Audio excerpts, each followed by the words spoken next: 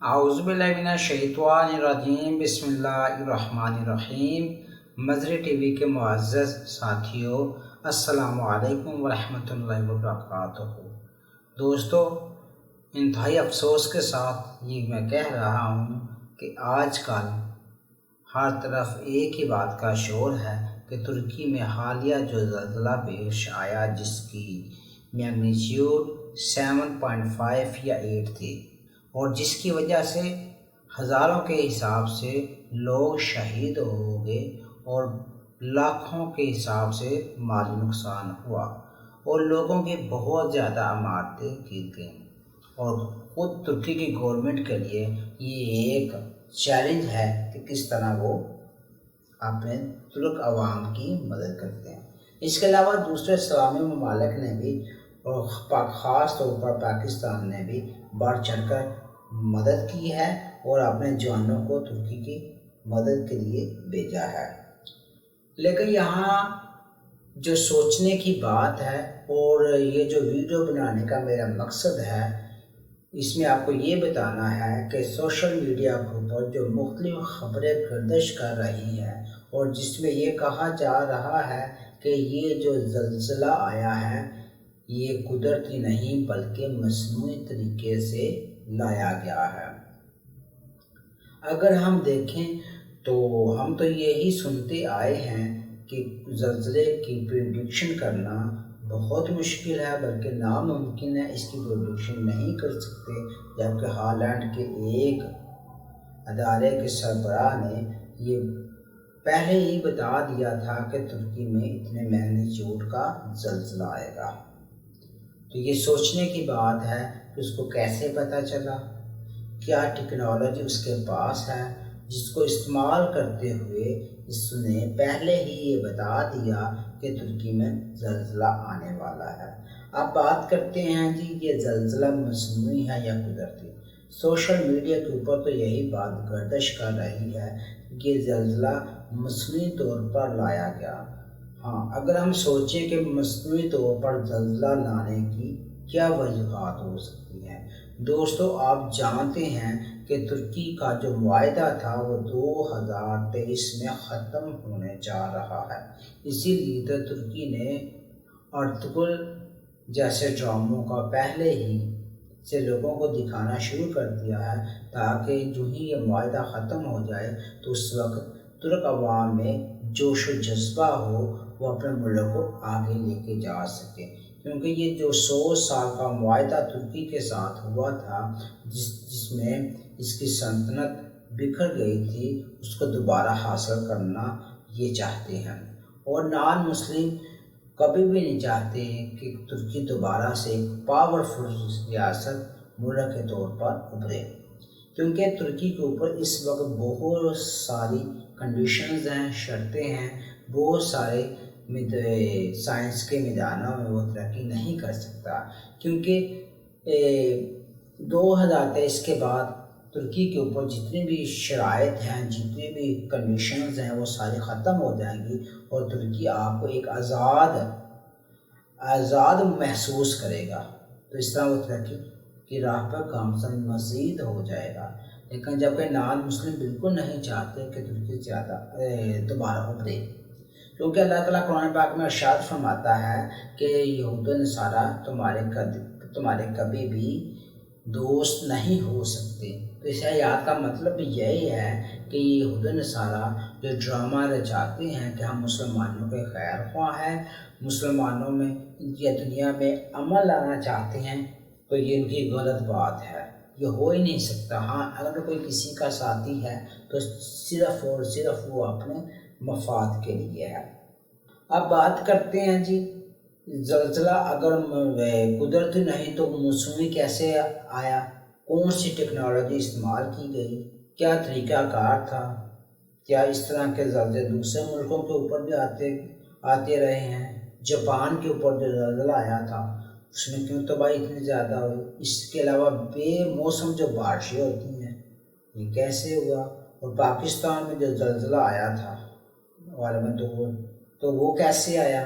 اور حال ہی میں پاکستان میں جو طوفان آیا ہے اس کی کیا ریزن تھی؟ اور یہ سب کرنے کا مقصد بھی کیا تھا۔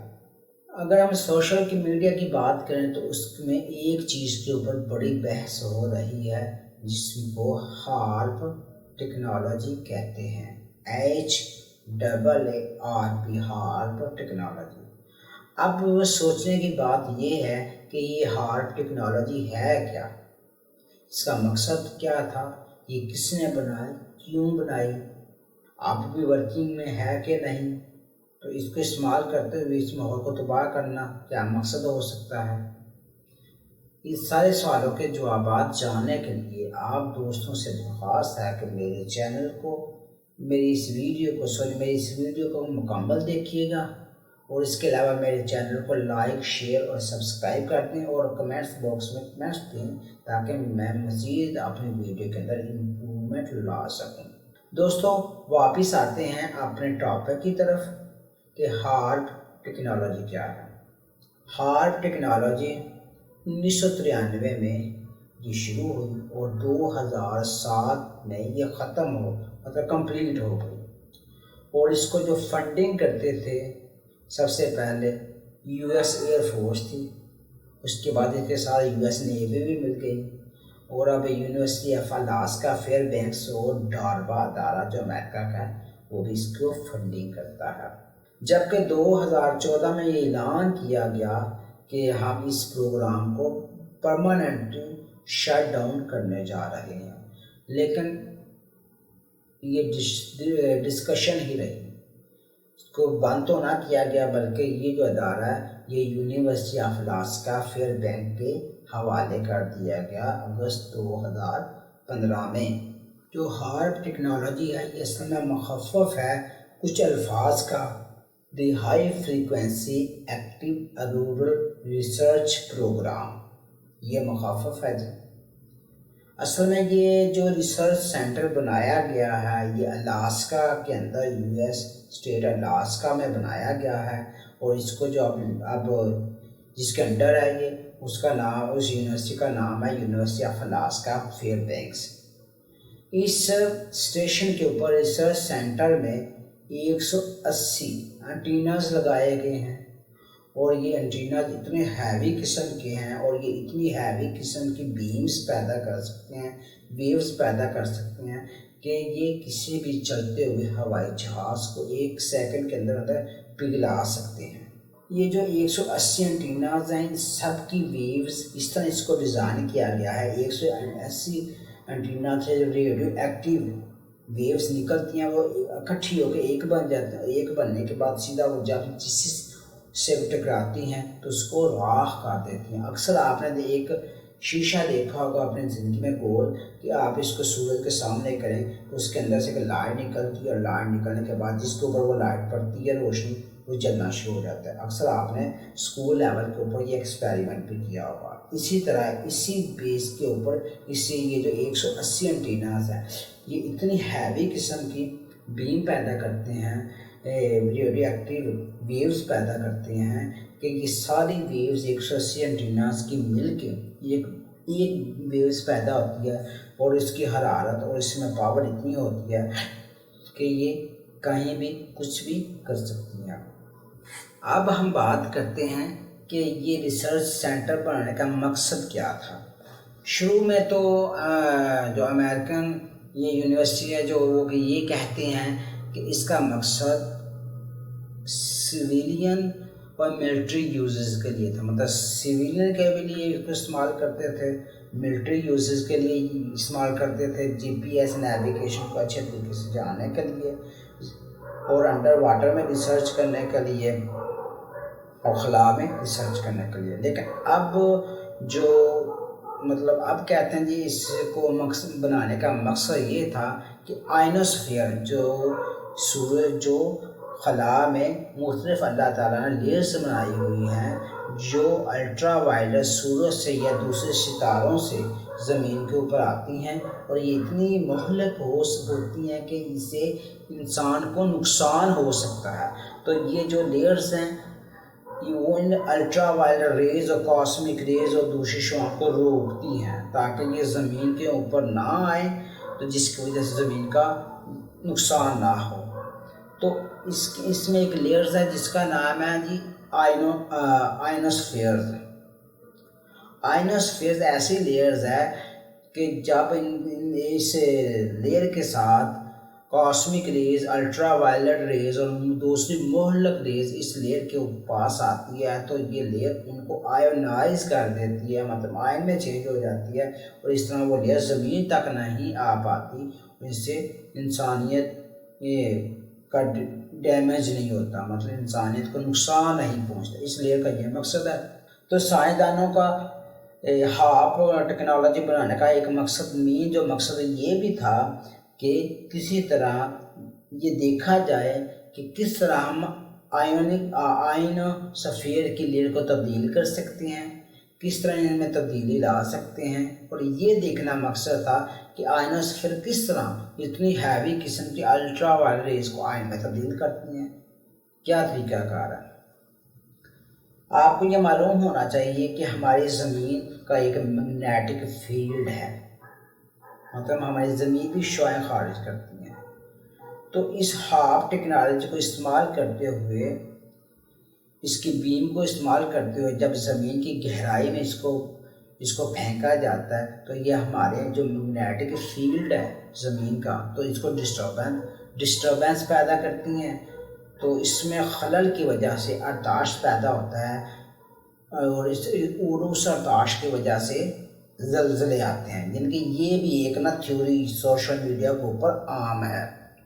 اس کے علاوہ اس الٹرا وائلٹ ریز کو اس جو 180 اینٹینا سے highly waves, radioactive waves نکلتی ہیں، تو یہ پھر ساری مل کے ایک بن جاتی ہے۔ جب یہ خلا میں پھینکی جاتی ہے تو یہ موسموں میں ڈسٹربنس پیدا کرتی ہے، جس میں موسموں میں تبدیلیاں آ رہی ہیں، کہیں جلدی بارش ہوتی ہے، کہیں مطلب موسم بھی بارش کا نہیں ہوتا پھر بھی بارش آ رہی ہے، اور اتنی زیادہ آ رہی ہے کہ اس کو کنٹرول کرنا مشکل ہو گیا۔ اگر سوچا جائے تو بے موسم بارشیں ہو رہی ہیں، تو یہ سارا ہاپ ٹیکنالوجی کی بدولت ہے۔ آپ ویڈیو میں دیکھ سکتے ہیں، یہ ترکی میں زلزلے آنے سے پہلے مختلف قسم کے لائٹس دیکھی جا سکتی ہیں۔ لوگوں کا خیال ہے کہ یہ جو لائٹس دیکھی گئی ہیں زلزلے سے پہلے، یہ بھی ہاپ ٹیکنالوجی کی مدد سے پہلے کریٹ کی گئی، پھر وہ شعاعیں پھینکی گئی زمین کی گہرائی میں ٹیکٹونک پلیٹس کے پاس، تو پھر انہوں نے ارتعاش پیدا کیا، اور اس ارتعاش کی وجہ سے زلزلہ لائے گئے تاکہ ترکی کا آگے ترقی نہ کر سکے، ترکی کوئی ایسا معاہدہ نہ کر سکے کہ یہ دوبارہ سے شرطیں ہٹنے کے بعد دوسرے ملکوں کو حاصل کرنے کی کوشش کرے۔ ڈیفینیٹلی یہ بھی ایک ہو سکتا ہے، مطلب کہ اگر ہارڈ ٹیکنالوجی کی مدد سے آئنوسفیئر کے پروسیجر کو سمجھا جا سکتا ہے تو ڈیفینیٹلی یہ بھی ممکن ہے کہ آئنوسفیئر کے لیئرز کو بدلا بھی جا سکتے ہیں۔ جب اس میں بگاڑ پیدا کریں تو پھر کیا ہوگا، زمین تک وہ جو لیئرز ہیں، وہ جو شعاعیں خطرناک، وہ زمین تک آئیں گی، جس سے زمین کا نقصان ہوگا، اور جس سے زمین کا موسم چینج ہو جائے گا، جہاں چاہے جس جگہ چاہے بارشیں برسائی جا سکیں گی، جہاں چاہے آلودگی بڑھائی جا سکے گی، دھند کا راج کیا جا سکتا ہے، سموگ زیادہ کی جا سکتی ہے۔ اسی طرح دیکھیں نا، آپ ہسٹری اگر کھولیں تو جاپان میں بھی زلزلہ آیا تھا 2011 میں۔ جاپان اس وقت آیا جب جاپان نے کوشش کی کہ میں اپنی کرنسی لانچ کروں اور دنیا میں ٹریڈ کروں اپنی کرنسی کے ذریعے، تو اس کے اوپر زلزلہ لایا گیا تاکہ یہ اٹھ ہی نہ سکیں۔ اسی طرح ترکی کا بھی یہی تھا کہ اب اس کی کنڈیشنز ختم ہو رہی تھی تو اس کے اوپر زلزلہ لایا گیا۔ پاکستان میں بے موسم بارشیں برسائی گئی، طوفان آیا گیا۔ مطلب کہنے کا یہ ہے کہ یہ جو نان مسلم ہے نا، یہ مسلمانوں کے کبھی دوست نہیں ہو سکتے۔ ان کا مین مقصد یہ ہے کہ جو ہمارے خلاف اٹھے اس کو وہیں پہ دبا دو، اپنے خلاف اٹھنے ہی نہ دو، اٹھنے سے پہلے ہی دبا دو۔ اسی لیے تو رجیم چینج آپریشنز ہو رہے ہیں، اسی لیے تو مسلم ممالک میں مختلف قسم کی مصنوعی طور کے اوپر سیلاب، زلزلے اور دوسرے آفات لائی جا رہی ہیں۔ اب یہ سوچنے کا یہ مقصد، ہمارے ذہن میں یہ سوال آتا ہے نا، مطلب یہ کیسے ممکن ہے؟ ان لوگوں کو کیا ضرورت ہے پاکستان سے بدلا لینے کی؟ پاکستان کے پاس ہے کیا؟ یا یہ بات نہیں ہے پاکستان کی ہے کیا بات؟ مین مقصد جو نان مسلم کا ہے وہ یہ ہے کہ کیونکہ جو آخری مارکا ہوگا، جو آخری جنگ ہوگی قیامت سے پہلے، یہ مسلمانوں اور یہودیوں کے درمیان ہوگی۔ اور یہ آپ جانتے ہیں کہ پوری دنیا کو یہودی کنٹرول کرتے ہیں ہر لحاظ سے، اور یہ بھی آپ کو معلوم ہوگا کہ وہ کس کو اپنا خدا سمجھتے ہیں۔ ان کے خیالات کیا ہیں؟ جی ہمارا خدا آئے گا، سب کچھ حاصل کر لے گا۔ یعنی کہ جو آخری مارکا ہے ان دو قوموں کے درمیان، مسلمانوں کے درمیان اور یہودیوں کے درمیان، تو وہ دجال کو اپنا خدا کہتے ہیں۔ اور نبی اکرم صلی اللہ علیہ وسلم نے فرمایا کہ دجال کے پاس اتنی طاقت ہوگی، اتنی پاور ہوگی کہ بندہ جنگل میں چھپ جائے نا تو وہ جنگل سے بھی اس انسان کو نکال کے لے آئے گا۔ تو یہ سب کیسے ہوگا؟ ٹیکنالوجی کی مدد سے تو ہوگا نا، اس کے بعد کچھ نہیں ہوگا، صرف ٹیکنالوجی ہوگی۔ اور وہ جو اس کو ماننے والے ہوں گے اس کو وہ ٹیکنالوجی کی بدولت نوازے گا، امیر کرے گا، اور جو نہیں ماننے والے ہوں گے ان کے اوپر ٹیکنالوجی کی مدد سے ان کو تکلیفیں دے گا، مصیبتیں ان کے اوپر بھیجے گا۔ مطلب کہنے کا یہ مین مقصد یہ ہے کہ مسلمانوں کو اتنا کمزور کر دیا جائے کہ وہ مقابلہ ہی نہ کر سکیں۔ لیکن یہ ان کی بھول ہے کہ ایک تو مسلمانوں کی جماعت ایسی ہوگی جو بڑے صغیر پاک و ہند میں جا کے ہندوستان کے بادشاہ کو بیڑیوں میں جھگڑے گی، اور دوسری جو مسلمان کی جماعت ہوگی وہ حضرت امام مہدی کے ساتھ مل کر لڑے گی اور فتح یاب ہوگی۔ حضرت امام مہدی حضرت عیسیٰ ابن مریم کی قیادت میں دجال کے ساتھ لڑائی کرے گی اور فتح یاب ہوگی۔ تو دجال کس سائڈ کا ہے؟ یہ آپ سوچیں نا ذرا، کس سائڈ کا؟ ان کی سائڈ کا ہے۔ حضرت امام مہدی مسلمان اور حضرت عیسیٰ ابن مریم کس سائڈ پہ ہیں؟ اسلام کی خاطر لڑائی کریں گے، وہ اپنی خاطر لڑائی کریں گے۔ تو یہ ساری ٹیکنالوجی کا مقصد یہ ہے کہ مطلب وہ نان مسلم اس قابل ہو جائیں کہ وہ دنیا میں جب چاہیں، جہاں چاہیں، جو چاہیں کر سکیں، تاکہ جب ان کا مسیحا آئے تو اس کو ہر چیز بنی بنائی ملے، وہ اس کو لے کے دنیا کو اوپر راج کرے، کنٹرول کرے۔ یہ ہے مقصد اس ساری ٹیکنالوجی کا، اور اس کے علاوہ کوئی مقصد نہیں ہے۔ لیکن یہاں مسلمانوں کو غور و فکر کرنے کی ضرورت ہے کہ ہمیں بھی دنیا کے ساتھ چلنے کے لیے سائنس کا علم حاصل کرنا ہوگا، اس نئے ٹیکنالوجی کو سمجھنا ہوگا، اپنے بچوں کو یہ بتانا ہوگا کہ یہ ایسے ہونا ہے، ایسے نہیں ہونا، ان کو یہ باتیں بتانی ہوگی۔ یہ ہمیں غور و فکر کرنے کی میں آپ کو دعوت دیتا ہوں، آپ غور و فکر کریں، سوچیں۔ ایسے نہیں ہوگا جیسے اگر ہم اپنے حالات نہیں نہ بدلیں گے تو اللہ تعالیٰ ہماری جگہ ایک اور قوم لے آئے گا، ہمیں ختم کر کے ہماری جگہ دوسری قوم لے آئے گا جو ہم سے زیادہ اچھی ہوگی ہمارے اندر سے۔ تو یہاں پر ہمیں اسلام کو غالب کرنے کے لیے سائنس کا علم بھی حاصل کرنا ہوگا اور دین کا بھی کرنا ہوگا۔ یہ نہیں کہ سائنس کا نہ کریں تو ہم پیچھے رہ جائیں گے، ہم پھر مغلوب ہو جائیں گے، پھر اللہ تعالیٰ ہمیں جگہ نہیں قوم لے آئے گا۔ یہ سوچنے کی بات ہے، سوچیں آپ، دیکھیں اس کے انگریز اس وقت کہاں سے کہاں پہنچ گیا، ہم پھر وہی فرقوں میں بٹے ہوئے ہیں، آپس میں لڑائیاں ہماری ختم نہیں ہو رہی، تو پھر ان کا مقابلہ یار کیسے کریں گے؟ ٹھیک ہے، سارا کچھ اللہ پہ چھوڑتے ہیں ہم، اللہ تعالیٰ ہر چیز پر قادر ہے، ان اللہ علی کل شیء قدیر، لیکن اللہ تعالیٰ یہ بھی تو کہتا ہے نا خود سے بھی تو کچھ کرو نا، کوئی ہاتھ ہلاؤ، کوئی جستجو کرو، اپنے اندر امید پیدا کرو، کچھ کرنے کی کوشش کرو، پھر اللہ بھی مدد کرے گا۔ جب ہم کوشش ہی نہیں کریں گے، سارا کچھ خدا کے اوپر چھوڑ دیں گے، تو پھر اللہ تعالیٰ کو کیا فرق پڑتا ہے؟ اللہ تعالیٰ ہماری جگہ کوئی اور حکم لے آئے گا۔ یعنی یہ سوچے سمجھے ہمیں اپنی ذمہ داری نبھانے کی ضرورت ہے۔ ہمیں بچوں کو ان ساری باتوں میں بتانے کی ضرورت ہے، ورنہ ہم ایسے ہی مار کھاتے رہیں گے۔ ان کے نام ہمیں پتہ بھی ہوگا لیکن ہمارا کچھ بنے گا نہیں۔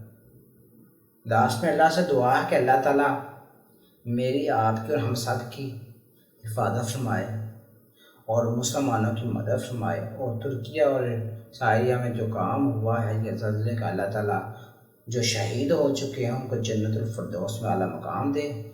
لاسٹ میں یہ کہوں گا جی پاکستان زندہ باد۔ اگر میری